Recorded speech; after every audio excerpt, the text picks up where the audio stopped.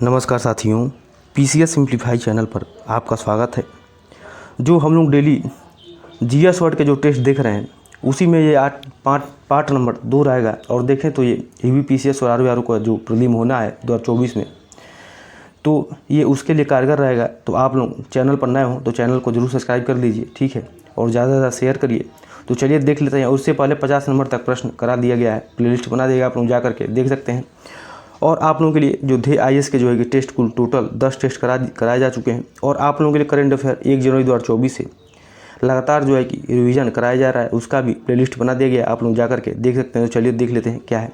और चैनल पर नए हो तो चैनल पर को जरूर सब्सक्राइब कर लीजिए। क्या है देख लेते हैं। ब्रिटिश काल के संदर्भ में निम्नलिखित कथनों पर विचार कीजिए।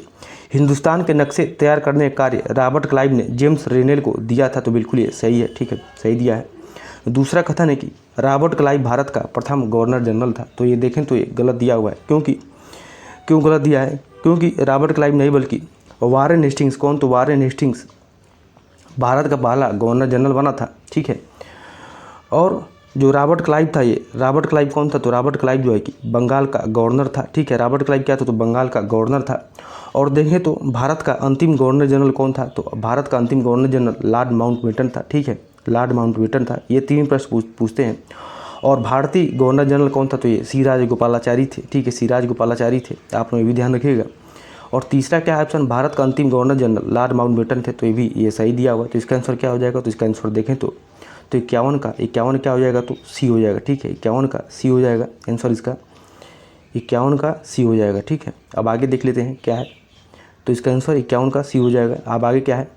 52वां प्रश्न, ये अंग्रेज गवर्नरों के संदर्भ में निम्नलिखित कथनों में से कौन से सही हैं, ठीक है, कौन से सही ये देखना है। तो देख लेते हैं क्या दिया है। रॉबर्ट क्लाइव को इंग्लैंड लौटने के बाद ब्रिटिश संसद में भ्रष्टाचार के आरोपों की सफाई देनी पड़ी, ठीक है। तो ये सही है, ये सही दिया है, ये सही दिया हुआ है, ठीक है। और दूसरा कथन क्या है कि वारेन हेस्टिंग्स जब इंग्लैंड लौटा तो उस पर ब्रिटिश संसद में महाभियोग का मुकदमा चला। तो ये भी सही है, ठीक है, ये भी सही दिया हुआ है। तीसरा क्या ऑप्शन है कि भारत में लॉर्ड हेस्टिंग्स के एक नेतृत्व में सर्वोच्चता की एक नई नीति शुरू की गई। तो ये भी सही है। तो इस प्रकार इसका आंसर क्या हो जाएगा? तो इसका आंसर जो है कि 52 का डी हो जाएगा, ठीक है, 52 का डी हो जाएगा। अब आगे देख लेते हैं क्या है प्रश्न।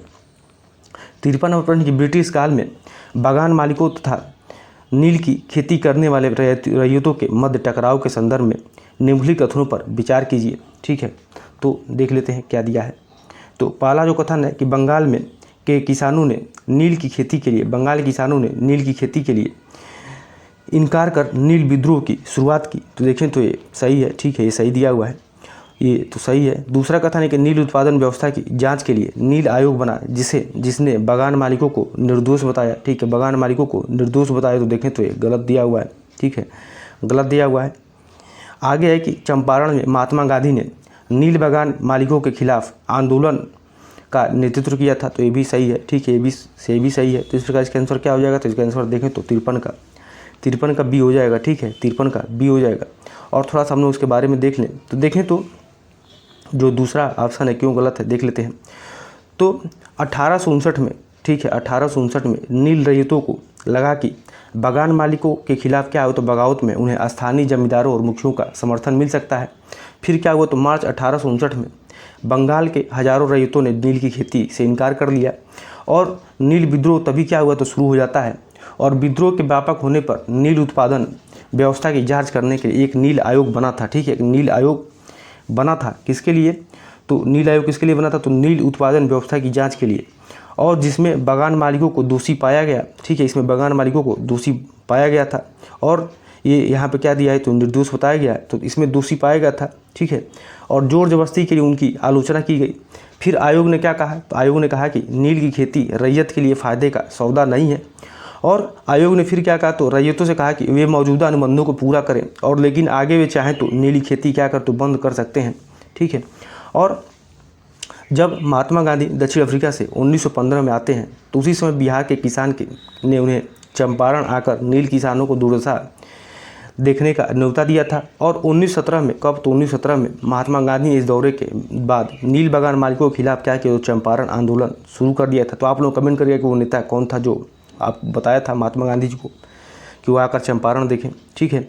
अब आगे देख लेते हैं। तो इसका आंसर क्या हो जाएगा? तो इसका आंसर तो 53 का बी हो जाएगा, ठीक है, 53 का बी हो जाएगा। अब आगे देख लेते हैं क्या है प्रश्न। 54वां प्रश्न, अंग्रेजों की नई राजधानी के तौर पर दिल्ली के संदर्भ में निम्नलिखित कथनों पर विचार कीजिए। एडवर्ड लुटियंस और हर्बर्ट बेकर नाम के दो वास्तुकारों को नई दिल्ली और उसकी इमारतों का डिजाइन तैयार करने का जिम्मा सौंपा गया। ठीक है, तो ये सही है। दूसरा कथन क्या है कि दिल्ली के वास्तुकारों द्वारा डिजाइन की गई दिल्ली में क्लासिकी यूनानी 5वीं शताब्दी ईसा पूर्व की झलक मिलती है। तो देखें तो ये भी सही है। इस प्रकार दूसरा दोनों आंसर इसका सही है। तो ठीक है, दोनों कथन इसका सही है। तो 54 क्या हो जाएगा, 54 का सी हो जाएगा, 54 का सी हो जाएगा। अब आगे देख लेते हैं क्या दिया है। 55वां प्रश्न है कि निम्नलिखित में से किस स्थान पर भारत की पहली सूती कपड़ा मिल स्थापित हुई। तो किस स्थान पर भारत की सूती कपड़ा मिल स्थापित हुई। तो देखें तो ए दिया है कलकत्ता में, बी दिया है बम्बई में, सी दिया है मदुरा में, डी दिया है अहमदाबाद में। तो ये कहाँ पर, तो भारत की पहली सूती कपड़ा मिल कहाँ पर स्थापित हुई, तो बम्बई में। कब, तो 1854 ईस्वी में, 1854 ईस्वी में स्थापित हुई थी। अब आगे देख लेते हैं क्या है प्रश्न। 56 नंबर प्रश्न है कि 1870 और 1880 के दशक में ब्रिटिश सरकार द्वारा पारित विभिन्न कानूनों के संदर्भ में निम्नलिखित कथनों पर विचार कीजिए। क्या है, आर्म एक्ट पारित किया गया जिसमें प्रावधान था कि भारतीय अपने पास हथियार नहीं रख सकते हैं। ठीक है, तो ये देखें तो ये आर्म्स एक्ट में क्या था, तो कि जिसमें ये प्रावधान था कि भारतीय अपने पास हथियार नहीं रख सकते। देखें तो ये सही दिया हुआ है। ठीक है, तो ये सही दिया है। दूसरा कथन क्या दिया है कि वर्नाक्यूलर प्रेस एक्ट पारित करके सुनिश्चित किया गया कि यदि किसी अखबार में कोई आपत्तिजनक चीज़ छपती है तो सरकार उसकी प्रिंटिंग प्रेस सहित सारी संपत्ति जब्त कर सकती है। तो देखें तो ये सही दिया हुआ है, ये भी सही दिया हुआ है। तो तीसरा कथन है कि इल्बर्ट विल में प्रावधान किया कि भारतीय न्यायाधीश ब्रिटिश या यूरोपीय व्यक्तियों के मुकदमे नहीं सुन सकते हैं। तो ये देखें तो ये गलत दिया हुआ है, क्योंकि इसमें सुन सकते थे मुकदमे जो है कि, ठीक है, ताकि क्या हो, ताकि भारत में काम करने वाले अंग्रेज और भारतीय न्यायाधीशों के बीच क्या हो, तो समानता स्थापित की जा सके। और अंग्रेजों को विरोध कार्य से क्या किया गया, तो इसको जो इल्बर्ट विल था इसको वापस ले लिया गया था। ठीक है, वापस ले लिया गया था। और 1883 में, कब, तो 1883 में सरकार ने इल्बर्ट विल लागू करने का प्रयास किया था। आप लोग भी ध्यान रखिएगा। तो इसका आंसर क्या हो जाएगा, देखें तो ये जो 56 का पहला कथन और दूसरा कथन सही है। तो इसका आंसर क्या हो जाएगा, तो 56 का ए हो जाएगा। ठीक है, 56 का ए हो जाएगा। अब आगे देख लेते हैं क्या है। 57वां प्रश्न है कि poverty and un British rule in India निम्नलिखित में से किसके द्वारा लिखी पुस्तक है। तो ये दिया है महात्मा गांधी के, बी दिया है दादा भाई नौरोजी के, सी दिया है बारूदीन तैयब जी के, डी दिया है सुब्रह्मण्यम अय्यर के। तो poverty and un British rule India किसके द्वारा लिखी गई है, तो ये किसके द्वारा लिखी गई, तो दादा भाई नौरोजी के द्वारा। तो क्या हो जाएगा, 57 का बी है। और इसमें क्या था इस पुस्तक में, तो इसमें ब्रिटिश शासन के आर्थिक परिणामों की बहुत तीखी आलोचना की गई थी। और नौरोजी थे, ये क्या थे, तो व्यवसायी और प्रचारक थे। और वे कहाँ रहते थे, तो ये जो है कि लंदन में रहते थे। और कुछ समय के लिए तो ब्रिटिश संसद के सदस्य भी रहे थे। तो कौन, दादा भाई नौरोजी। अब आगे देख लेते हैं क्या है प्रश्न।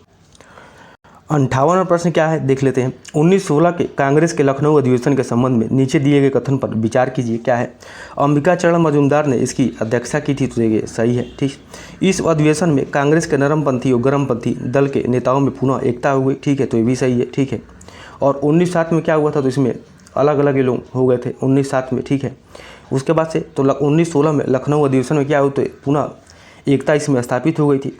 तीसरा है कि इस अधिवेशन में कांग्रेस ने मुस्लिमों के पृथक निर्वाचन मंडल के सिद्धांत को स्वीकार कर लिया। तो देखें तो ये भी कथन सही दिया हुआ है। तो इसका आंसर क्या हो जाएगा, तो इसमें देखें तो 58 में तीनों कथन सही हैं। तो इसका आंसर 58 का डी हो जाएगा। ठीक है, 58 का डी हो जाएगा। और थोड़ा सा हम इसके बारे में देख लें तो देखें तो 1916 में कांग्रेस के लखनऊ अधिवेशन की अध्यक्षता कौन किया था, तो अंबिका चरण मजूमदार ने किया था। और कांग्रेस के लखनऊ अधिवेशन में कांग्रेस के दोनों हिस्से फिर से हुए, तो फिर से एक साथ हो गए, अर्थात नरम दल और गर्म दल में क्या हुआ, तो इसके बीच पुनः एकता स्थापित हो गई। और 1916 के कांग्रेस के लखनऊ अधिवेशन में क्या हुआ, तो कांग्रेस के और मुस्लिम लीग के बीच एकता कांग्रेस लीग समझौते के साथ स्थापित हुई थी। और इसमें देखें तो आमतौर पर लखनऊ समझौता के नाम से इसको जाना जाता है। ये भी आप लोग फिर तैयार रखिएगा। लखनऊ समझौता हिंदू मुस्लिम एकता के विकास में एक क्या था, तो ये देखें तो एक महत्वपूर्ण कदम था। और कांग्रेस ने क्या किया, तो इस अधिवेशन में मुस्लिमों के पृथक निर्वाचन मंडल के सिद्धांत को इसमें स्वीकार कर लिया। तो कौन, तो मुस्लिम आयोग। ठीक है, अब आगे देख लेते हैं क्या है। तो 58 क्या हो जाएगा, तो 58 का आंसर डी हो जाएगा। अब 59 नंबर प्रश्न क्या है कि 1938 में कांग्रेस के हरिपुरा अधिवेशन में सुभाष चंद्र बोस कांग्रेस के अध्यक्ष निर्वाचित हुए। इस समय कांग्रेस ने आर्थिक योजना का विचार अपनाया और एक राष्ट्रीय योजना समिति बनाई। इस राष्ट्रीय योजना के अध्यक्ष किसे बनाया गया था? तो देखें तो ए दिया है डॉक्टर राजेंद्र प्रसाद, बी दिया है मौलाना अबुल कलाम आज़ाद, सी दिया है पंडित जवाहरलाल नेहरू, ठीक है, डी दिया है सरदार पटेल। तो राष्ट्रीय योजना समिति और इस समिति के अध्यक्ष कौन थे? तो पंडित जवाहरलाल नेहरू थे। कौन थे? तो पंडित जवाहरलाल नेहरू थे, ठीक है।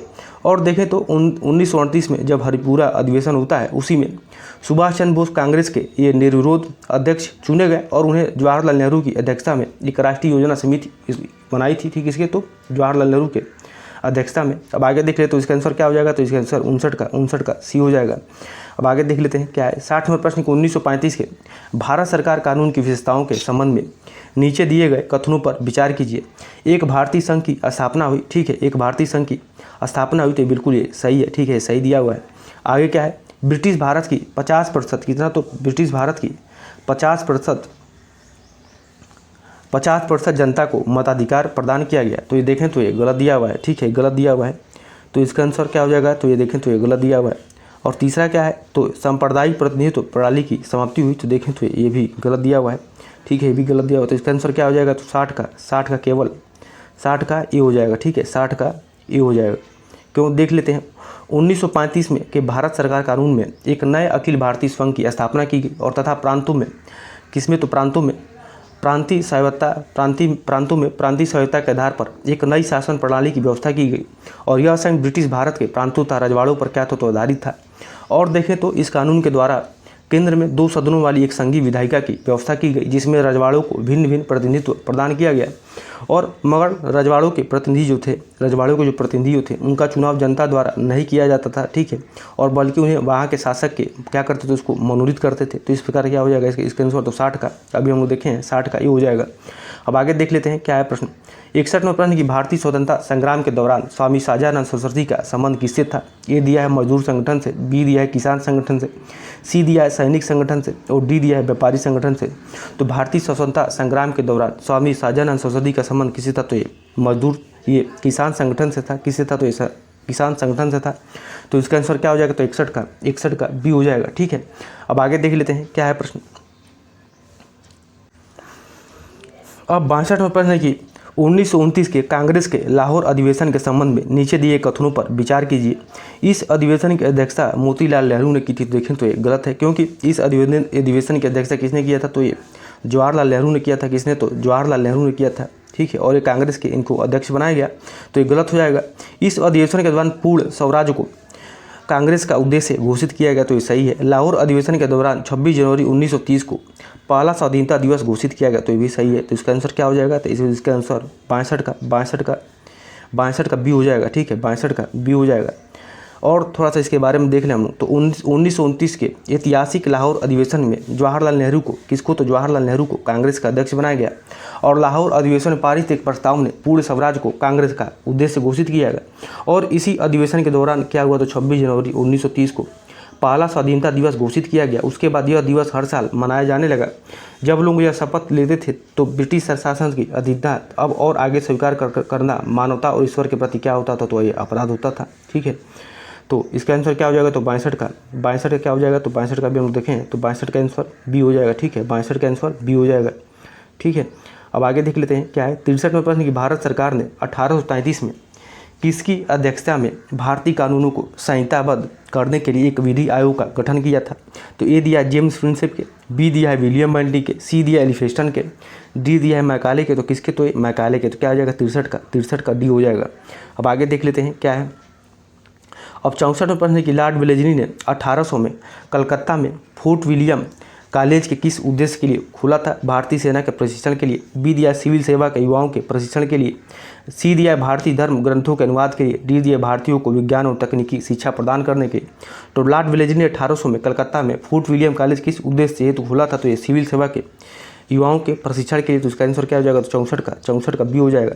और आप लोग ध्यान रखिए कब खोलना था? तो 1800 में। कहाँ पर? तो कलकत्ता में। आप लोग ध्यान रखिए, क्योंकि यही कथन बना के RO द्वारा किस मेंस में जो है कि RO द्वारा किस प्रीलिम में ये प्रश्न आ चुका है। तो यहाँ पे क्या दिया था? तो 1801 में दिया था बस, लेकिन ये ऑप्शन गलत हो गया था, तो 1800 में बनाया था, ठीक है। तो इसका आंसर क्या हो जाएगा? तो इसका आंसर 64 का बी हो जाएगा, ठीक है, 64 का बी हो जाएगा। अब आगे देख लेते हैं क्या है। और देखें तो कब, तो 1853 में एक चार्टर एक्ट द्वारा यह कानूनी व्यवस्था लागू कर दी गई और नागरिक सेवा के सारे प्रवेश किससे मिला, तो प्रतियोगी परीक्षाओं के द्वारा दिए जाएंगे, ठीक है, इसने कहा, ठीक है।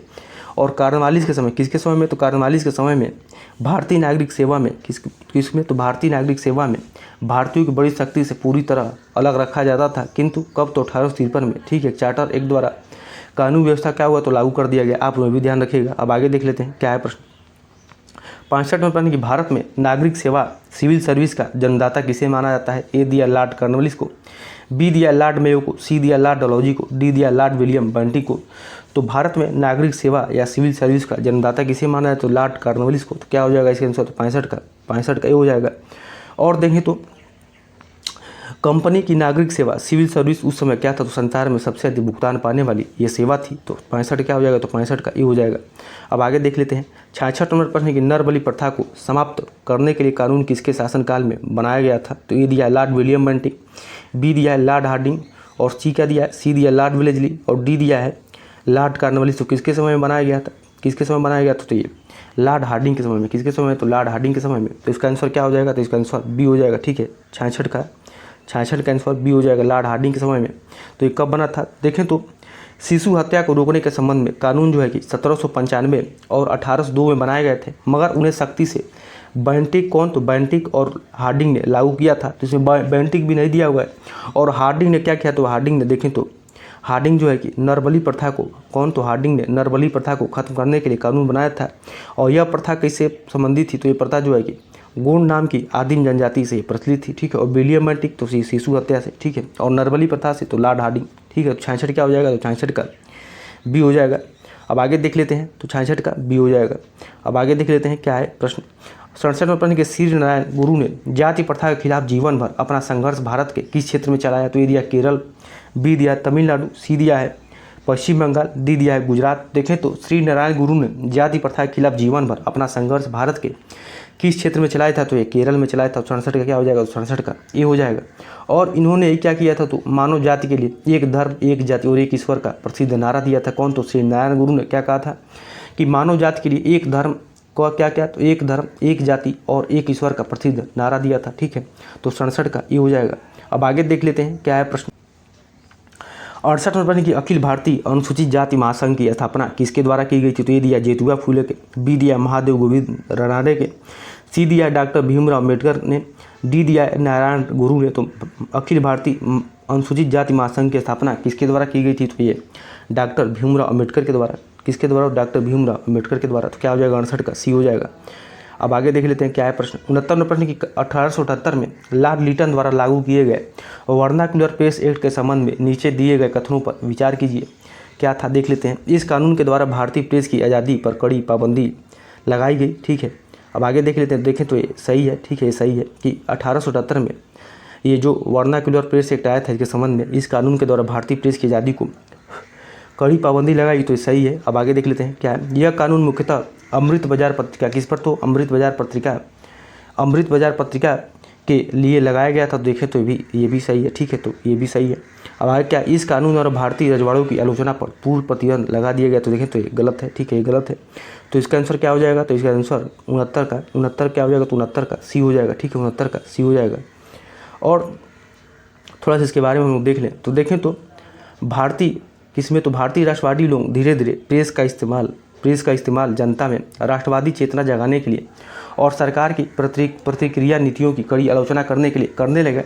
और इस कारण क्या हुआ, तो भारतीय प्रेस की आज़ादी को कम करने के लिए 1878 में, किसमें, तो 1878 में वर्नाक्युलर प्रेस एक्ट लाया गया। और इस कानून ने भारतीय भाषाओं के समाचार पत्रों की आज़ादी पर कड़ी बंदिशें लगाई।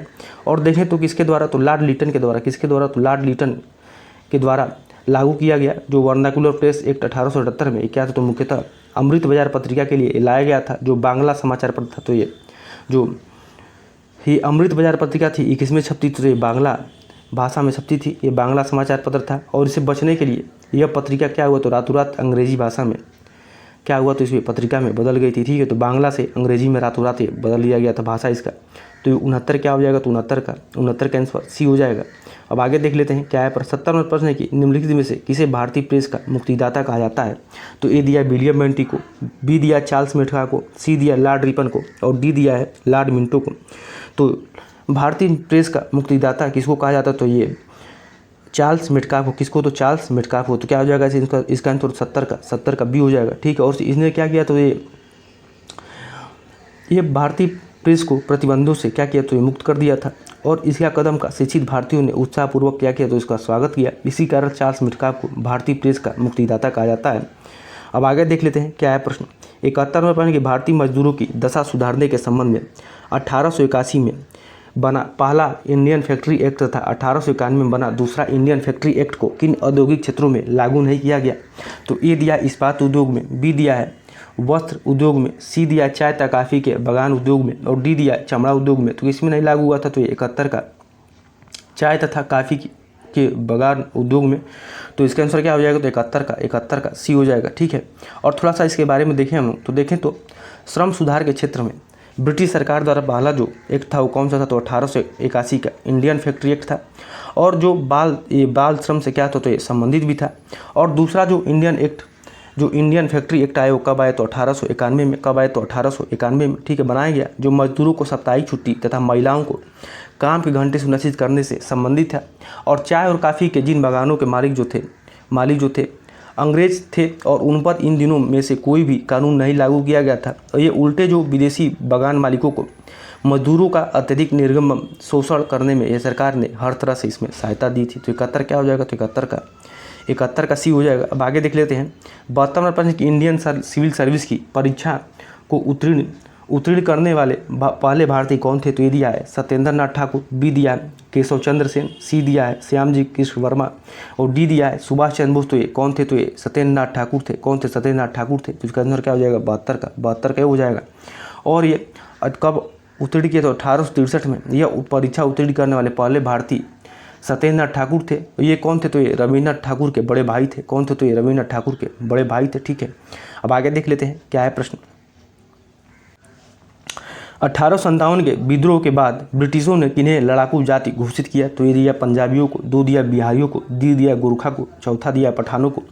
तो देखें तो 1857 के विद्रोह के बाद ब्रिटिशों ने किन्हें लड़ाकू जाति घोषित किया। तो पंजाबियों को। किसको, तो पंजाबियों को, गोरखा को, पठानों को। तो इसका आंसर क्या हो जाएगा, तो इसका आंसर 134 हो जाएगा। देख लेते हैं किसमें है, तो इसका आंसर सी हो जाएगा, ठीक है, 134 यानी कि सी हो जाएगा।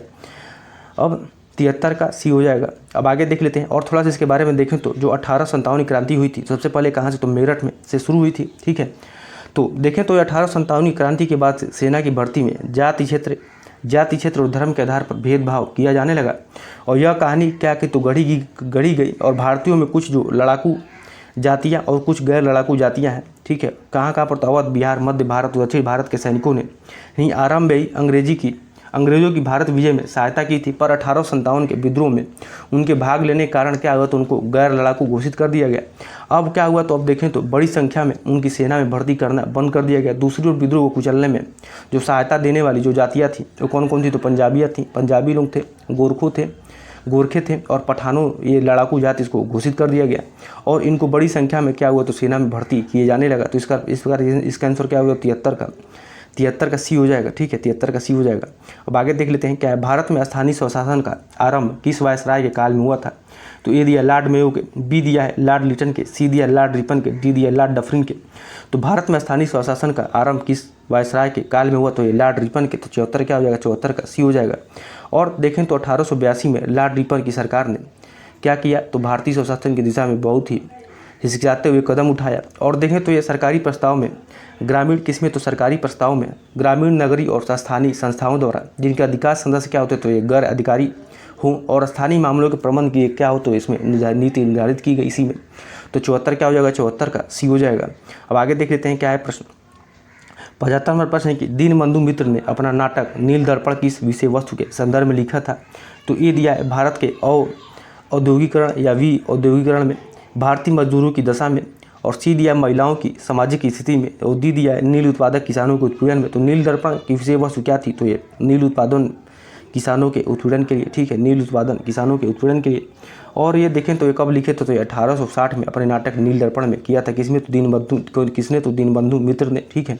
और जो नील उत्पादन किसानों पर अत्याचार का सजीव चित्रण किसमें मिलता है, तो प्रसिद्ध बांग्ला लेखक दीनबंधु मित्र मिलता है। जो दीनबंधु मित्र ने अपने नाटक किसमें करते हैं, तो नील दर्पण में करते हैं, ठीक है। तो इसका आंसर क्या हो जाएगा, तो 75 का डी हो जाएगा। अब आगे देख लेते हैं क्या है प्रश्न। कांग्रेस के किस अधिवेशन के दौरान दूसरा सविनय अवज्ञा आंदोलन शुरू करने का निर्णय लिया गया तथा पूरे कांग्रेस संगठन को गांधी जी की आज्ञा के अधीन कर दिया गया। तो देखिए अभी जो यूपीपीएससी का जो आरओ का जो पेपर हुआ था, ठीक है, यूपीपीएससी का, तो उसमें देखो तो प्रश्न एक आया था कि दूसरा सविनय अवज्ञा आंदोलन का एग्जैक्ट डेट पूछ लिया था, ठीक है, 2 आप कथन बना के। तो देखिए ऐसे ही प्रश्न आजकल आ रहे हैं, तो आप लोग इसको विशेष ध्यान दीजिएगा। तो चलिए देख लेते हैं तो क्या है इसमें, क्या दिया है कि कांग्रेस के किस अधिवेशन के दौरान दूसरा सविनय अवज्ञा आंदोलन शुरू करने का निर्णय लिया गया तो पूरे कांग्रेस संगठन को गांधी जी की आज्ञा के अधीन कर दिया गया। तो ये दिया है कलकत्ता अधिवेशन में। अधिवेशन पूछा है किस अधिवेशन में, तो बी दिया है लाहौर अधिवेशन में, सी दिया है लखनऊ अधिवेशन में, डी दिया है कराची अधिवेशन में। तो देखें तो कांग्रेस के किस अधिवेशन में, तो ये लाहौर अधिवेशन में। तो 76 क्या हो जाएगा, 76 का बी हो जाएगा। इसमें क्या हुआ, तो 1929 के कब ये लाहौर का अधिवेशन कब हुआ, तो 1929 के लाहौर अधिवेशन में कांग्रेस के एक नागरिक अवज्ञा आंदोलन छेड़ने की घोषणा की, लेकिन कांग्रेस ने संघर्ष का कोई कार्यक्रम तैयार नहीं किया। यह काम महात्मा गांधी पर छोड़ दिया गया था, ठीक है, और पूरे कांग्रेस संगठन को उनकी आज्ञा का अधीन कर दिया गया। गांधी जी ने क्या किया, तो गांधी जी के नेतृत्व में राष्ट्रीय आंदोलन को फिर एक बार ब्रिटिश सरकार से मुकाबला करने को इसमें खड़ा किया गया था, ठीक। तो क्या हो जाएगा, 76 का बी हो जाएगा।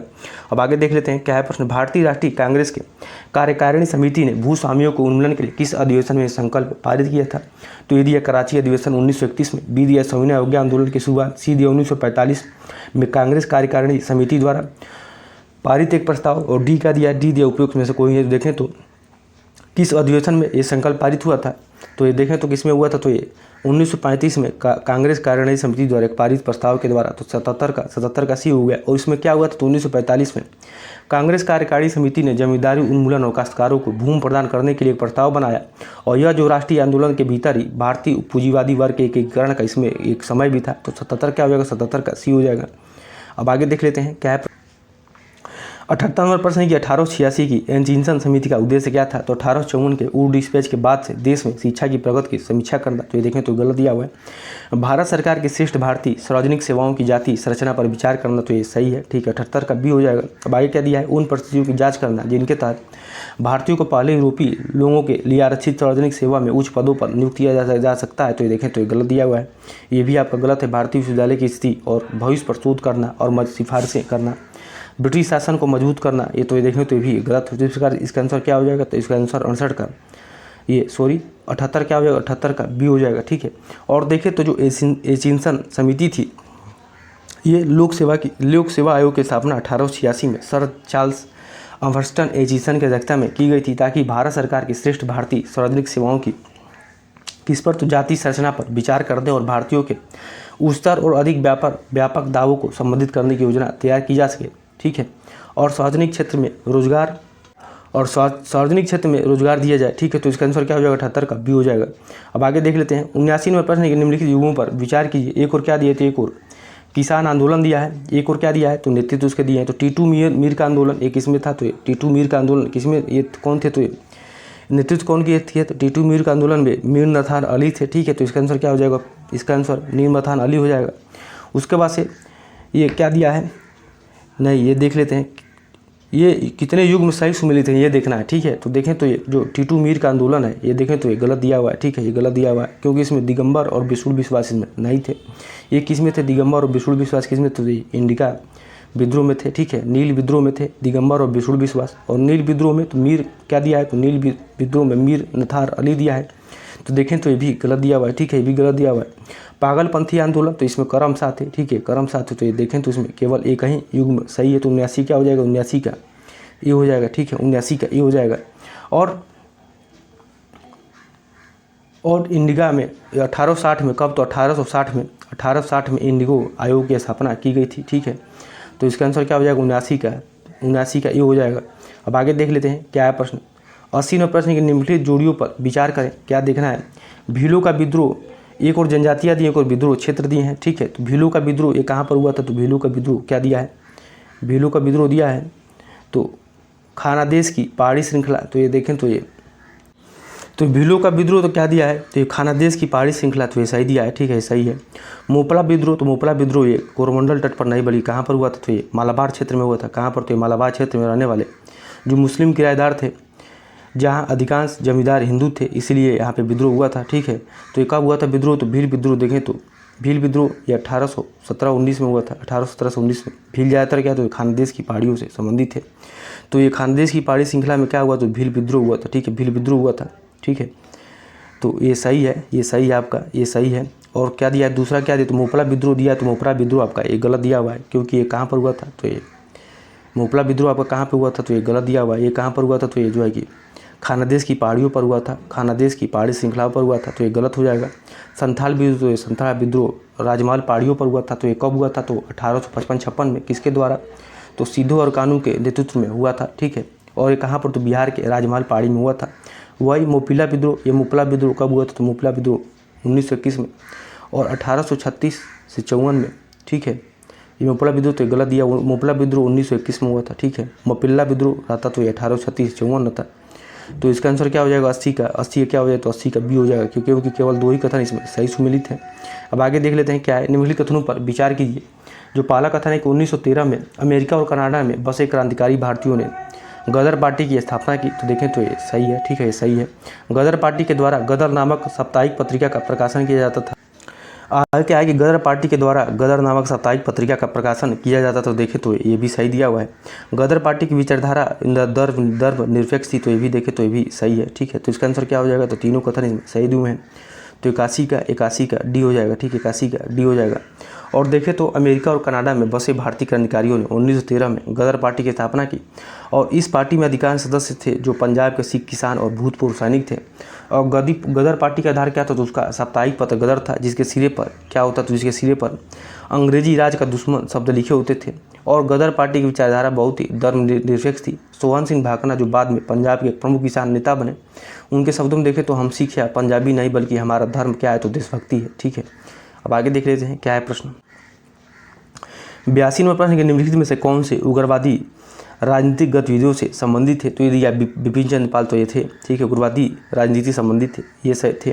गोपाल कृष्ण गोखले ये नहीं थे, ठीक है, ये नहीं थे। और दादा भाई नौरोजी ये भी नहीं थे, ठीक है। लाला लाजपत राय थे, तो बिपिन चंद्र पाल और लाल बाल पाल आप लोग इससे भी याद रख सकते हैं। तो उग्रवादी राजनीतिक गतिविधियों से कौन कौन संबंधित है, बिपिन चंद्र पाल और लाला लाजपत राय। तो इसका आंसर क्या हो जाएगा, तो इसका आंसर डी हो जाएगा, ठीक है, 82 का डी हो जाएगा। और देखें तो थोड़ा सा इसके बारे में हम और भी जानना जो फैक्ट आता है, तो राष्ट्रीय आंदोलन के उदारवादी और नरमपंथी नेताओं के प्रमुख कौन कौन थे, तो उदारवादी में कौन कौन था, तो नरमपंथी थे, इनको बोला जाता है, तो कौन कौन थे, दादा भाई नौरोजी थे, ठीक है, दादा भाई नौरोजी थे, फिरोज शाह मेहता थे, बारूदीन तैयब जी थे, व्योमेश चंद्र बनर्जी थे, सुरेंद्र नाथ बनर्जी थे, आनंद मोहन बोस थे, रमेश चंद्र दत्त थे, ठीक है। और उग्र में कौन कौन थे, तो ये नरमपंथी अभी हम लोग देखे हैं। अब उग्र राष्ट्रवाद में के प्रमुख नेता कौन कौन थे, तो बाल गंगाधर तिलक थे, बिपिन चंद्र पाल थे, अरविंद घोष थे और लाला लाजपत राय थे, ठीक है। और ये जो विचारधारा थी इसके प्रतिनिधि बंगाल में राजनारायण बोस और अश्वनी कुमार दत्त तथा महाराष्ट्र में कौन करते, तो महाराष्ट्र में विष्णु शास्त्री चिपलूकर जैसे नेता करते थे। तो इसका आंसर क्या हो जाएगा, तो 82 का डी हो जाएगा, ठीक है। अब आगे देख लेते हैं क्या प्रश्न। 83 नंबर प्रश्न की भारतीय राष्ट्रीय आंदोलन में उग्र राष्ट्रवादियों की विचारधारा एवं कार्य पद्धति के संबंध में नीचे दिए गए कथनों पर विचार कीजिए। वे अंग्रेजों के कृपापूर्ण मार्गदर्शन और नियंत्रण में भारत की प्रगति चाहते थे, तो ठीक है, ये गलत दिया हुआ है, क्योंकि भारत की प्रगति ये चाहते थे, गलत दिया हुआ है, क्योंकि वे जनता की कार्रवाई के द्वारा स्वराज प्राप्त करना चाहते थे, तो देखें तो ये सही है। इन लोगों ने भारतीय इतिहास और संस्कृति से प्रेरणा ली, तो देखें तो भी सही है। इसका आंसर क्या हो जाएगा, तो इसका आंसर क्या हो जाएगा, तो 83 का, पहला तो गलत ही है, 83 क्या हो जाएगा, 83 का सी हो जाएगा, ठीक है, 83 का सी हो जाएगा। और इसके बारे में थोड़ा सा हम लोग देखें तो जो भारतीय राष्ट्रीय आंदोलन में जो उग्र राष्ट्रवादी थे उनकी विचारधारा क्या थी, तो उनका उग्र राष्ट्रवादियों का मत था कि भारत अंग्रेजों के कृपापूर्ण मार्गदर्शन नियंत्रण में कभी भी प्रगति नहीं कर सकते हैं, इन लोगों का मानना था। और विदेशी शासन से वो क्या करते, दिल से नफरत करते थे, और वे विदेशी शासन से दिल से नफरत करते। उन्हें स्पष्ट शब्दों में घोषणा की कि राष्ट्रीय आंदोलन का लक्ष्य स्वराज या स्वाधीनता है। और उग्र राष्ट्रवादी वादियों का मत था कि भारतीयों को मुक्ति स्वयं अपने प्रयासों से प्राप्त करनी होगी और उन्हें जनता की शक्ति महसूस विश्वास भी था और उनकी योजना जो है कि जनता की कार्रवाई द्वारा स्वराज प्राप्त करने की थी। इसलिए उन्होंने क्या किया, तो जनता के बीच राजनीतिक कार्यों पर और जनता की सीधी राजनीतिक कार्रवाई पर जोर दिया। ठीक है, अब आगे देख ले। तो इस प्रकार इसका आंसर क्या हो जाएगा, तो 83 का सी हो जाएगा। ठीक है, 83 का सी हो जाएगा। अब आगे देख लेते हैं क्या दिया है। 84वें प्रश्न की अखिल भारतीय मुस्लिम लीग का गठन किसके द्वारा किया गया, तो ये दिया सैयद अहमद खान, बी दिया है आगा खां, सी दिया है नवाब सलीमुल्लाह खां, डी दिया है मोहम्मद अली खां। तो देखें तो अखिल भारतीय मुस्लिम लीग का गठन किसके द्वारा किया गया, तो मोहम्मद अली किसके द्वारा किया गया, तो ये नवाब सलीमुल्लाह खां के द्वारा किया गया था। ठीक है, कब, तो 1906 में। कहाँ पर, तो ढाका के थे, नवाब सलीमुल्लाह खां के नेतृत्व में किया गया था। और अखिल भारतीय मुस्लिम लीग की स्थापना भी की गई थी उसी समय। और आगा खां कौन, तो आगा खां, ठीक है, आगा खां और नवाब सलीमुल्लाह खां, नवाब मोहसिन उल मुल्क भी इसके क्या थे, तो इसके जो है कि संस्थापक सदस्य थे। कौन, तो आगा खां और नवाब मोहसिन उल मुल्क थे। लेकिन अखिल भारतीय मुस्लिम का गठन किसने किया, तो नवाब सलीमुल्लाह खां के किए थे। 84 क्या हो जाएगा, 84 का सी हो जाएगा। अब आगे देख लेते हैं आरआर आंदोलन के संबंध में कौन सा कथन सत्य है, ये देखना है। तो यह उग्र राष्ट्रवादी मुस्लिम नेताओं के द्वारा शुरू की गई। तो देखें तो ये क्या है, तो ये देखें तो क्या हो जाएगा, ये गलत है। ठीक है, ये गलत है क्योंकि ये आरआर आंदोलन में राष्ट्रीय आंदोलन मुस्लिम नेताओं के द्वारा शुरू की गई थी, तो ये गलत दिया हुआ है। ठीक है, अब आगे क्या दिया है और आगे क्या है, तो ये उग्र राष्ट्रवादी जो आरआर आंदोलन के कौन थे, इसमें नेतृत्व कौन किया, तो मौलाना मोहम्मद अली। ठीक है, मौलाना मोहम्मद अली, हकीम अजमल खां, कौन था, हकीम अजमल खां और महजूर उल हक के नेतृत्व में उग्र राष्ट्रवादी आंदोलन की स्थापना की गई थी। ठीक है, अब आगे क्या है, दूसरा कथन क्या है देख लेते हैं। यह कट्टर हिंदुओं के द्वारा साम्राज्यवाद विरोधी राजनीति के विरुद्ध शुरू किया गया था। तो इसमें क्या देखना है, इसमें सत्य कथन को देखना था, तो ये गलत हो जाएगा। ठीक है, ये गलत हो जाएगा। यह पारसी समुदाय द्वारा सरकारी नौकरी में आरक्षण के लिए शुरू किया गया था, तो ये भी गलत है। यह आदिवासियों द्वारा वन कानूनों के संबंध में शुरू किया गया, तो ये भी गलत दिया हुआ है। तो थोड़ा सा हम लोग देख लेते हैं क्या है आरआर आंदोलन क्या है, देख लेते हैं। तो देखें तो 20वीं सदी के आरंभ में मौलाना मोहम्मद अली, हकीम अजमल खान और मजहरुल हक के नेतृत्व में उग्र राष्ट्रवादी आरआर आंदोलन की स्थापना हुई। और देखें तो ये स्वशासन के आधुनिक विचारों से प्रेरित होकर उन्होंने उग्र राष्ट्रवादी आंदोलन में सक्रिय भागीदारी के पक्ष में प्रचार किया। तो इसका आंसर क्या हो जाएगा, तो 85 का ए हो जाएगा। अब आगे देख लेते हैं क्या है 86वां प्रश्न है कि 1857 के विद्रोह में अलग अलग क्षेत्रों में अनेक लोगों ने नेतृत्व संभाला। क्षेत्र और नेतृत्व के संदर्भ में निम्नलिखित बिंदुओं पर विचार कीजिए। तो बिरजिस कादिर ये कहाँ पर थे, तो ये लखनऊ में थे, ये सही दिया है। रानी लक्ष्मीबाई तो ये कहाँ पर, तो ये झांसी में, ये भी सही दिया हुआ है। और इसमें क्या देखना है, सही कथन को देखना है। तो देखें तो और क्या दिया है ऑप्शन देख लेते हैं एक बार। तो बिरजिस कादिर कहाँ पे थे, तो लखनऊ में थे। और उसके बाद से ये रानी लक्ष्मीबाई झांसी में, रानी अवंतीबाई लोधी तो ये देखें तो ये कानपुर में नहीं बल्कि ये कहाँ पर थी, तो ये फैजाबाद में थी। कहाँ पर, तो फैजाबाद में किसके साथ, तो फैजाबाद में मौलवी अहमदुल्ला शाह के नेतृत्व में कमान संभाली थी। तो इस प्रकार ये गलत हो जाएगा। और बाबू कुंवर सिंह ये कहाँ पे थे, तो ये बिहार में थे, न कि मंडला मध्य प्रदेश में थे। ठीक है, और मौलवी अहमद शाह ये कहाँ पर तो थे, ये फैजाबाद में थे, ये सही है। ठीक है, तो इसका आंसर क्या हो जाएगा, तो इसका आंसर 86 का सी हो जाएगा। ठीक है, 86 का सी हो जाएगा, 86 का सी हो जाएगा। अब आगे देख लेते हैं क्या है प्रश्न 87वें प्रश्न के 1857 के विद्रोह के बाद अंग्रेजों द्वारा किए गए अहम बदलाव के संदर्भ में निम्नलिखित कथनों पर विचार कीजिए। पहला कथन क्या है देख लेते हैं। पहला कथन है कि ब्रिटिश मंत्रिमंडल के एक सदस्य को भारत राज्य के सचिव के रूप में नियुक्त किया गया। तो देखें तो ये सही दिया है। ठीक है, ये सही दिया हुआ है। ये देखें तो तो इसमें क्या देखना है, तो इसमें देखना है ये कौन सा कथन इसमें सही नहीं है। तो देखें तो ये पहला जो कथन है ये सही दिया हुआ है। ठीक है, अभी हम लोग देखें ही हैं। दूसरा कथन है कि भारत के गवर्नर जनरल को इंग्लैंड के राजा रानी की निजी प्रतिनिधि घोषित कर दिया गया। तो ये भी सही है। ठीक है, सेना ने भारतीय सिपाहियों का अनुपात और उनका वेतन बढ़ाने का फैसला किया गया। तो ये गलत है क्योंकि सेना में भारतीय सिपाहियों का अनुपात और उनका वेतन घटाने का फैसला किया गया था। मुसलमानों की ज़मीन पर संपत्ति बड़े पैमाने पर जब्त की गई। तो ये भी सही है। ठीक है, तो इसका आंसर क्या हो जाएगा, कौन सा इसमें सही नहीं है, तो केवल तीसरा जो है कि गलत दिया हुआ था। तो इसका आंसर क्या हो जाएगा, तो इसका आंसर सी हो जाएगा, 87 का सी हो जाएगा। अब आगे देख लेते हैं क्या है प्रश्न 88वें प्रश्न। कांग्रेस की स्थापना निम्नलिखित में से कहाँ की गई थी। तो ए दिया है बम्बई में, बी दिया है मद्रास में, सी दिया है बंगाल में, डी क्या दिया है, डी दिया है बंगाल में, सी दिया है बंगाल में, डी दिया है सूरत में। तो ये कहाँ पर हुआ था, तो कांग्रेस की स्थापना सर्वप्रथम मुंबई में। कहाँ पर, तो मुंबई में 88 का ये हो जाएगा। ठीक है, 88 का ये हो जाएगा।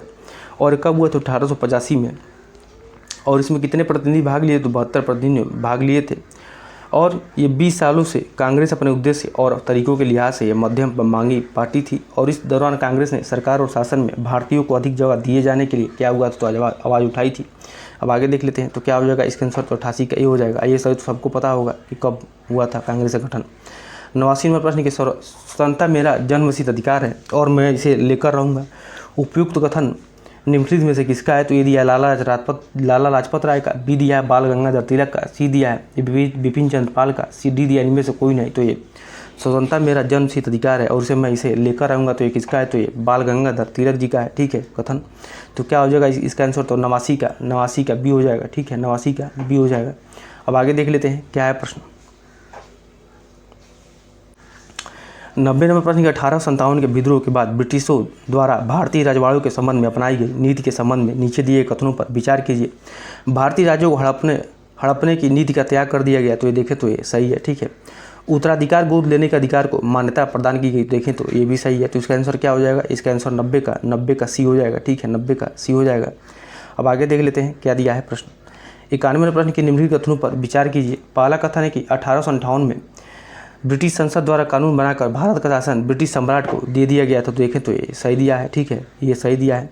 दूसरा कथन क्या है कि 1858 के कानून के तहत भारत में शासन व अधिकार वायसराय को दिया गया, तो देखें तो ये गलत दिया हुआ है, ये गलत दिया हुआ है। ठीक है ये गलत दिया हुआ है क्योंकि 1858 के कानून के तहत देखें तो पहले भारत पर सत्ता कंपनी के किसके पास था, तो डायरेक्टरों के और बोर्ड ऑफ कंट्रोल के पास थी। पर अब शासन का भार किसके ऊपर आ गया, तो शासन का भार ब्रिटिश सरकार के मंत्री अथवा सेक्रेटरी ऑफ स्टेट यानी कि जिसको भारत सचिव कहा जाता था उसको दे दिया गया था। और ये भारत ब्रिटिश सचिव जो थे कैबिनेट का ये सदस्य होता था और संसद के प्रति किसके प्रति, तो ये संसद के प्रति उत्तरदायी होता था। ठीक है, तो इस तरह भारत का सत्ता अंततः ब्रिटिश संसद के हाथों में थी। तो इस पर क्या हो जाएगा, इसका आंसर देखें तो इसका आंसर जो है ये 91 का ये हो जाएगा। जो पहला कथन है ये सही है। ठीक है दूसरा कथन गलत दिया हुआ है। आगे क्या है देख लेते हैं। 92वें प्रश्न की 1857 क्रांति में किन समूहों की भागीदारी रही। पहला दिया है किसान का, दूसरा दिया है जमींदार का, तीसरा दिया धर्मोपदेशक पंडित और मौलवी का। ठीक है, और चौथा दिया हस्तशिल्पी का। देखें तो 1857 क्रांति में किन समूहों की भागीदारी रही, तो सबकी इसमें किसान की, जमींदार की, धर्मोपदेशक की और हस्तशिल्पी की। ठीक है, तो इसका आंसर क्या हो जाएगा, तो 92 का डी हो जाएगा। ठीक है 92 का आंसर डी हो जाएगा। अब आगे देख लेते हैं क्या है प्रश्न।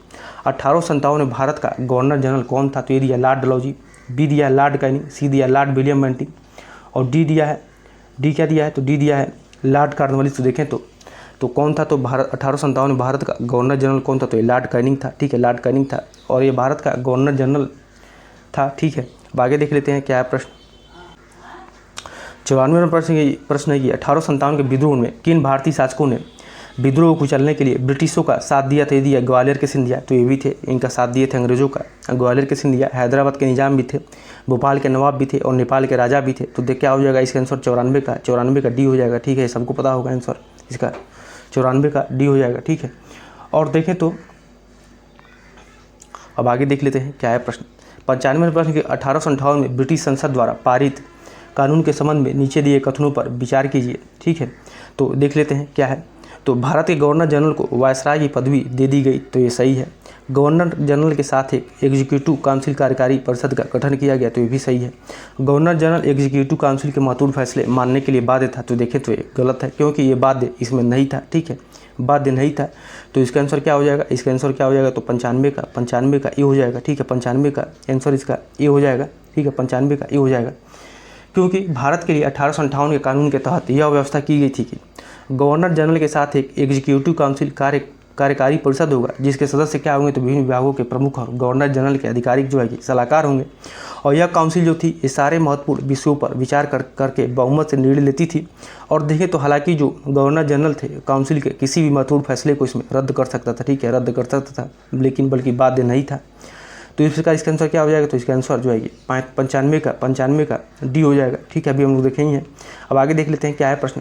96 नंबर प्रश्न है कि लखनऊ में स्थापित अखिल भारतीय किसान कांग्रेस के महासचिव के रूप में निम्नलिखित में से किसे चुना गया था। तो ये दिया स्वामी शाहजानंद को, बी दिया इंदुलाल याग्निक को, सी दिया एन जी रंगा को, डी दिया है राम मनोहर लोहिया को। तो किसको चुना गया था, तो ये एन जी रंगा को। ठीक है एन जी रंगा को, तो क्या हो जाएगा 96 का सी हो जाएगा। और देखें तो 11 अप्रैल कब, तो 11 अप्रैल 1936 को लखनऊ में, कहाँ पर, तो लखनऊ में अखिल भारतीय किसान सभा की स्थापना होती है और उसी में स्वामी शाहजानंद सरस्वती को इसके अध्यक्ष तथा किसको, तो प्रोफेसर NG रंगा को इनके महासचिव के रूप में, तो अध्यक्ष इसको चुना गया। तो अध्यक्ष जो है कौन थे, तो ये शाहजहान सरस्वती थे, ठीक है। और प्रोफेसर NG रंगा क्या थे, तो ये महासचिव थे। आप लोग जरूर ध्यान रखिएगा इसको। और अखिल भारतीय किसान सभा को जवाहरलाल नेहरू ने भी इसमें संबोधित किया। किसने, तो जवाहरलाल नेहरू ने। कभी कभी ये भी पूछ लिया तो किसने संबोधित किया था, तो जवाहरलाल नेहरू ने इसको संबोधित किया था। और इस अधिवेशन में देखें तो 1 सितंबर, कब, तो 1 सितंबर 1936 को किसान दिवस के रूप में भी मनाने का निर्णय लिया गया था। तो इसका आंसर क्या होगा, 96 का सी हो जाएगा। अब आगे देख लेते हैं क्या है। उत्तर प्रदेश किस नगर में सर्वप्रथम भारतीय राष्ट्रीय कांग्रेस का वार्षिक अधिवेशन हुआ था, तो ये दिया इलाहाबाद में, बी दिया है बनारस में, सी दिया है लखनऊ में, डी दिया है बरेली में। तो भारतीय राष्ट्रीय कांग्रेस का वार्षिक अधिवेशन ये कहाँ पर हुआ था, तो ये इलाहाबाद में हुआ था। कहाँ पर, तो ये इलाहाबाद में हुआ था। ये क्या था, तो ये देखें तो ये कांग्रेस का चौथा अधिवेशन था। आप लोग भी ध्यान रखिएगा। जो कब हुआ, तो 1988 में ये संपन्न हुआ। और इसके अध्यक्ष कौन थे, तो ये जॉर्ज थे, ठीक है, जॉर्ज थे। और 1892 था 1910 में कांग्रेस का जो अधिवेशन था इलाहाबाद में आयोजित किया गया था। और देखें तो बनारस में कब, तो बनारस में 1905 में, ठीक है, बनारस में 1905 में कांग्रेस का अधिवेशन। लखनऊ में 1916 में, ठीक है। और बरेली में 1916 था, 1936 में भी हुआ था लखनऊ में। और कानपुर में 1925 में अधिवेशन इसका हुआ था, ठीक है। और जो कानपुर में कांग्रेस का अधिवेशन हुआ था उसके अध्यक्ष कौन थी, तो आप लोग बताइएगा, जरूर कमेंट करिएगा, ठीक है। इसका इंतजार रहेगा। अब आगे देख लेते हैं क्या है प्रश्न। 98 नंबर प्रश्न, उत्तर प्रदेश में वैष्णववाद के सनकादी संप्रदाय का संस्थापक कौन था, तो ए दिया है निम्बार्क, बी दिया है रामानुज, सी दिया है विष्णु स्वामी, डी दिया है माधवाचार्य। देखें तो उत्तर प्रदेश में वैष्णववाद के सनकादी संप्रदाय के संस्थापक कौन थे, तो निम्बार्क जी थे, ठीक है। तो 98 क्या हो जाएगा, 98 का ये हो जाएगा। और इस संप्रदाय के अन्य जो नाम क्या है, तो ये हंस संप्रदाय है, ठीक है, हंस संप्रदाय है। तथा देवर्षि कौन सा, तो हंस संप्रदाय, उसके बाद देवर्षि संप्रदाय है। और इस संप्रदाय का सिद्धांत जो है कि द्वैतवाद कहलाता था, ठीक है। वैष्णववाद के जो सनकादी संप्रदाय के जो थे उनको क्या कहलाता था, जो है कि इनको जो सिद्धांत था उनको द्वैतवाद कहलाता था। और इसी को भेदभाव भी कहा जाता था, ठीक है। तो इसका आंसर क्या हो जाएगा, तो 98 का ये हो जाएगा। 99 नंबर प्रश्न, किस फ्रांसीसी यात्री ने काशी को भारत का एथेंस कहा था, ये दिया है बर्नियर ने, बी दिया है मनुची ने, सी दिया है टेवर्नियर ने, डी दिया है थेवेनाट ने। देखें तो किस फ्रांसीसी यात्री ने काशी को भारत का एथेंस कहा था, तो ये बर्नियर ने, ठीक है, बर्नियर ने। तो 99 क्या हो जाएगा, 99 का ये हो जाएगा। और बर्नियर कौन था, तो बर्नियर के बारे में थोड़ा सा देख लें, ये हमेशा पूछता है। तो ये जो है कि बर्नियर एक फ्रांसीसी चिकित्सक था और एक यात्री था, ठीक है। और ये कब आया था, तो मुगल राजकुमार दारा शिकोह के लिए एक चिकित्सक के रूप में भी ये काम किया था, ठीक है। तो इसका आंसर क्या हो जाएगा, तो 99 का ये हो जाएगा। अब आगे देख लेते हैं क्या है प्रश्न। 100 नंबर प्रश्न, निम्नलिखित में से कौन सा सिंधु घाटी सभ्यता का स्थल उत्तर प्रदेश में स्थित है, तो ये दिया है रोपड़, बी दिया है हुल्लास, सी दिया है बनावली और डी दिया है मांडा, ठीक है। तो ये सिंधु घाटी सभ्यता का स्थल उत्तर प्रदेश स्थित है, तो कौन सा, ये तो हुल्लास जो है कि ये हुल्लास कहाँ पर, तो उत्तर प्रदेश के सहारनपुर में जिले में स्थित है। ये कैसा स्थल, तो सिंधु घाटी सभ्यता, एवं आप लोग ध्यान रखिएगा। और रोपड़ जो है कि रोपड़ कहाँ पर, तो ये पंजाब में, रोपड़ पंजाब में, ठीक है। बनावली कहाँ पर, तो बनावली हरियाणा में, ठीक है। और मांडा कहाँ पर, तो मांडा आपका जम्मू कश्मीर में। और ये सैंधवकालीन ये स्थल है, कौन सा, तो ये मांडा जो है कि सैंधवकालीन स्थल है। अब आगे देख लेते हैं क्या है प्रश्न। अंग्रेजों ने अपने शासनकाल में भारतीय समाज में विधवाओं और बच्चों के जीवन में सुधार लाने के लिए निम्नलिखित में से कौन से ऐसे प्रयासों का सही कालक्रम कौन सा है, जो कानूनी प्रयास किए को उसका सही कार्यक्रम देखना है। तो देखें तो सती प्रथा पर रोक, तो कब किए, तो सती प्रथा पर रोक जो है कि 1829 में, कब, तो 1829 में, ठीक है। विधवा विवाह के पक्ष में कानून, तो ये कब आया था, तो 1856 में, कब, तो 1856 में। बाल विवाह जो है कि बाल विवाह निषेध अधिनियम कब आया था, तो 1929 में, कब आया था, तो 1929 में, ठीक है, 1929 में। तो इस क्रम में क्या हो जाएगा, इसका आंसर देखें तो सती प्रथा सबसे पहले 1829 में, विधवा विवाह तो कब, तो 1856 में, ठीक है, 1856 में। और बाल विवाह निषेध तो कब जो है कि ये 1929 में। तो इसका आंसर क्या हो जाएगा, तो इसका आंसर ये हो जाएगा 101 का ये हो जाएगा।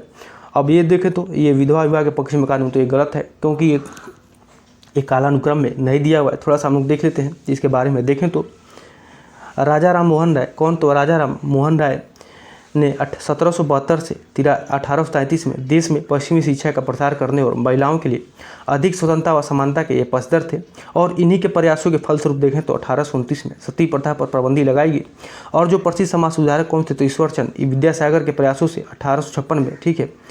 इनके प्रयासों से पहले जो कौन थे, तो राजा राम मोहन के प्रयासों से 1829 में सती प्रथा पर पाबंदी लगाई गई। और दूसरे जो एक समाज सुधारक थे कौन, तो ईश्वरचंद विद्यासागर, इनके प्रयासों से देखें तो 1856 में विधवा विवाह के पक्ष में कानून पारित किया गया, ठीक है। जो विद्यासागर थे, विद्यासागर ने कलकत्ता में लड़कियों के लिए क्या किया, तो विद्यासागर ने कलकत्ता में लड़कियों के लिए एक स्कूल भी खोला था। और इसके अतिरिक्त विधवा विवाह के समर्थन में विधवा विवाह के समर्थन में मद्रास प्रेसिडेंसी के तेलुगु भाषी इलाकों में वीरे सलिंगम पंतुलु ने एक संगठन बनाया भी था, ठीक है। और देखें तो जो बाल विवाह निषेध अधिनियम था वो कब आया तो 1929 में, इसी में पारित किया गया, ठीक है, 1929 में पारित किया। और इस कानून के अनुसार क्या था तो 18 साल से कब तो 18 साल से कम उम्र के लड़के और 16 साल से कम उम्र की लड़की की शादी नहीं की जा सकती है, ठीक है। तो इसका आंसर क्या हो जाएगा तो 101 का ये हो जाएगा। अब आगे देख लेते हैं क्या है प्रश्न है कि 102 नंबर की आर्य समाज की स्थापना निम्नलिखित में से किसके द्वारा की गई थी। तो ए दिया रामकृष्ण परमहंस, बी दिया स्वामी दयानंद सरस्वती, सी दिया वीरेशलिंगम पंतुलु और डी दिया स्वामी सादा विवेकानंद। तो किस आर्य समाज की स्थापना किसने किया तो स्वामी दयानंद सरस्वती ने, ठीक है। तो इसका आंसर क्या हो जाएगा 102 का बी हो जाएगा। और कब किए थे आप लोग डेट भी याद रखिएगा क्योंकि ये आ सकता है क्रम लगाने के लिए। तो 1875 में, ठीक है, 1875 में। और आर्य समाज क्या किए तो आर्य समाज ने हिंदू धर्म को सुधारने का प्रयास किया था। और देखें तो आर्य समाज जो है कि के संस्थापक कौन थे स्वामी दयानंद थे। और विधवा विवाह का भी इन्होंने समर्थन किया था, ठीक है।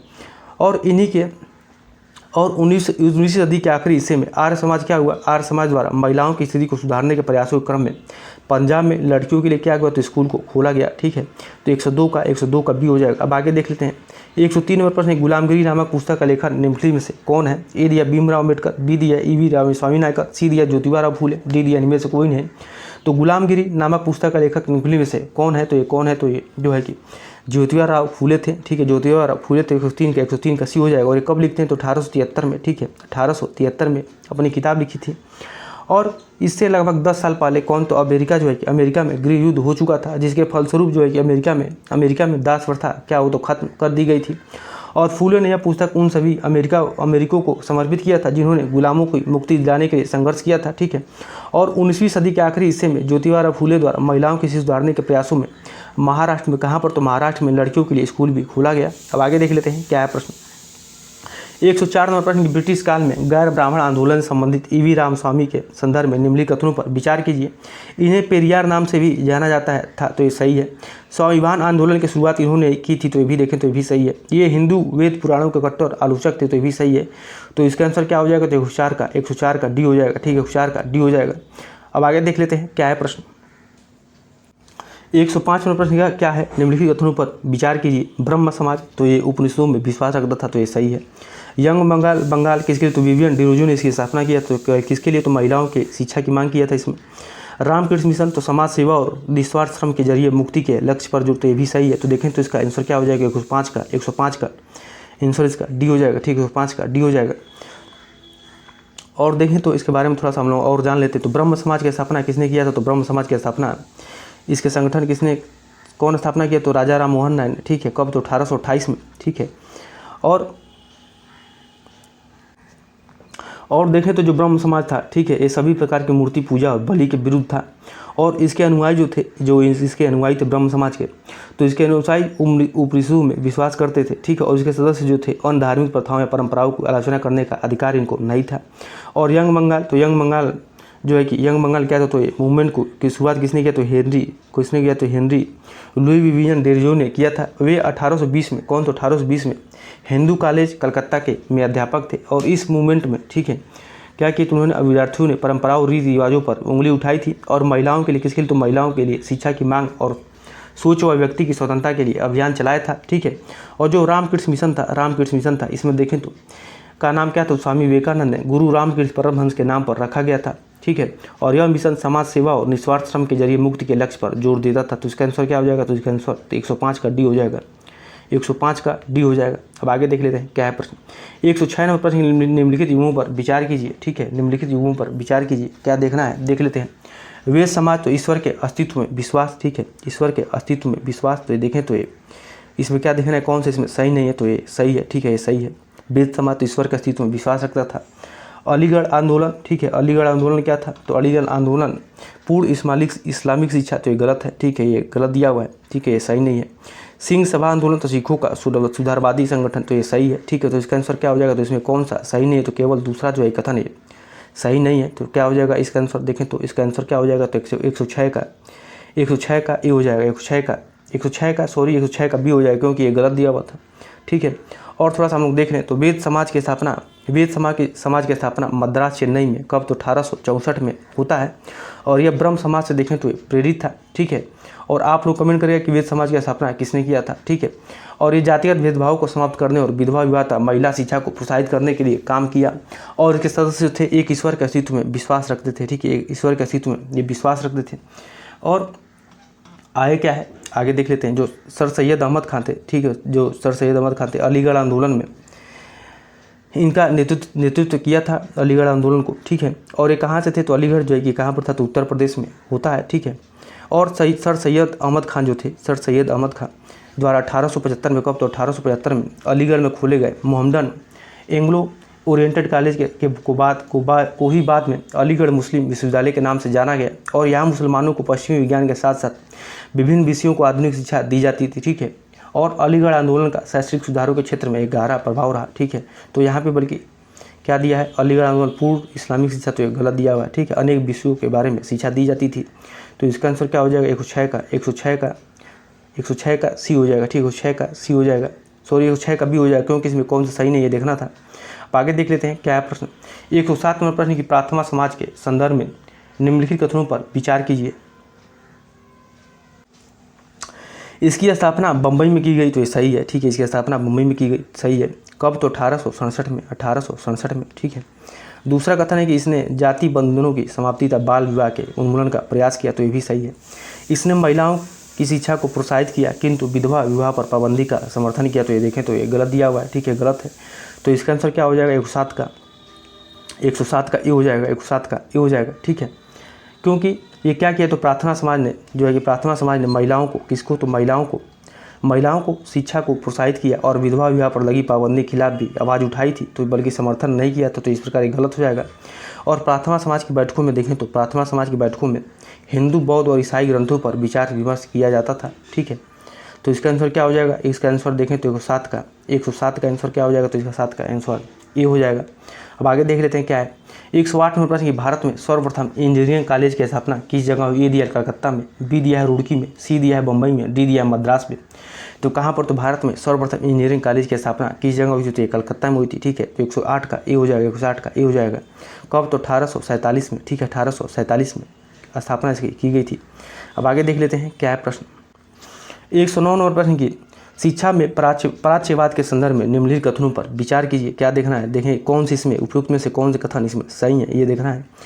तो देखें तो प्राच्यवादी मानते थे कि अंग्रेजी को पश्चिमी ज्ञान के बजाय भारतीय ज्ञान को ही प्रोत्साहन देना चाहिए, तो ये सही है, ठीक है, सही दिया हुआ है। आगे देख लेते हैं क्या है। आगे है कि विलियम जोन्स और हेनरी टॉमस कोलब्रुक प्राच्यवादी थे, देखें तो ये सही है, ठीक है, ये लोग क्या थे, तो ये प्राच्यवादी थे। और वारेन हेस्टिंग्स प्राच्यवादियों के घोर विरोधी थे, देखें तो ये गलत दिया हुआ है, ये गलत दिया हुआ है, क्योंकि विरोधी उनके नहीं थे। प्राच्यवादी विचारों के आधार पर ही कलकत्ता में एक मदरसे की तथा बनारस में एक हिंदू कॉलेज की स्थापना की गई थी, तो देखें तो ये सही है। इस प्रकार इसका आंसर क्या हो जाएगा, तो 1 to 4 हो जाएगा, ठीक है, 1 to 4 हो जाएगा इसका आंसर। तो 109 का क्या हो जाएगा, 109 का सी हो जाएगा, 109 का सी हो जाएगा, ठीक है। और थोड़ा सा प्राच्यवादी के बारे में हम लोग जाने तो जो प्राच्यवादी शिक्षा में जो प्राच्यवाद था उसमें देखें तो एशिया की भाषा और संस्कृति का गहन ज्ञान रखने वाले मानते थे कि अंग्रेजों को पश्चिमी ज्ञान के बजाय भारतीय ज्ञान को प्रोत्साहित करना चाहिए।